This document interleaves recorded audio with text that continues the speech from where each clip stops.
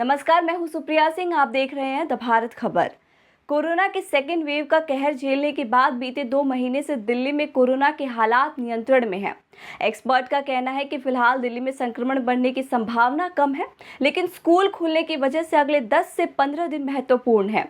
इस दौरान भी संक्रमण या नए मरीजों की संख्या में इजाफा नहीं होता है तो ये बहुत राहत की बात होगी।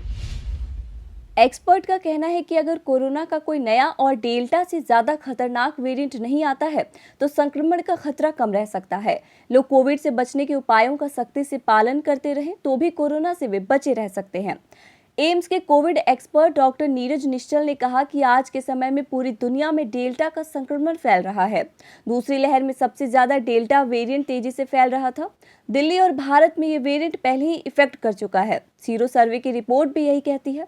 अभी इतना कहा जा सकता है कि जब तक कोरोना का कोई नया वेरिएंट नहीं आ जाता है जो डेल्टा वेरिएंट से ज़्यादा खतरनाक हो, तब तक संक्रमण में तेजी की संभावना कम है।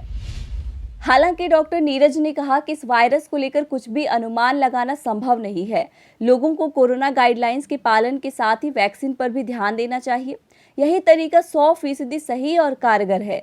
उन्होंने कहा कि अभी स्कूल खुले हैं, इसलिए अगले 10 से 15 दिन काफ़ी महत्वपूर्ण हैं। अगर इस पीरियड में सब ठीक रहता है तो राहत की बात होगी। डॉक्टर ने कहा कि स्कूल खुलने के बाद सबसे ज़्यादा जिम्मेदारी माता पिता की है। वे अपने बच्चों को जागरूक करते रहें। किसी को भी अपने बच्चे में फीवर या कोई और लक्षण दिखे तो उन्हें स्कूल नहीं भेजना चाहिए, इससे संक्रमण फैल सकता है। फोर्टिस शालीमार बाग हॉस्पिटल के प्लूमोनोलॉजी विभाग के एचओडी डॉक्टर विकास मौर्य ने कहा कि फिलहाल दिल्ली में कोरोना ना के बराबर है। अच्छी बात यह है कि दिल्ली में स्कूल खुल गए हैं। सबसे ज़रूरी ये है कि बच्चे और माता पिता कोविड बिहेवियर का पालन सख्ती से करें।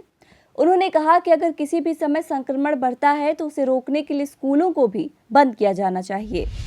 अगले कुछ दिन दिल्ली के लिए बहुत महत्वपूर्ण है। अगर मामले नहीं बढ़ते हैं तो आगे भी संभावना कम हो सकती है, इसलिए हमेशा की तरह कोविड से बचाव पर ध्यान देते रहना चाहिए।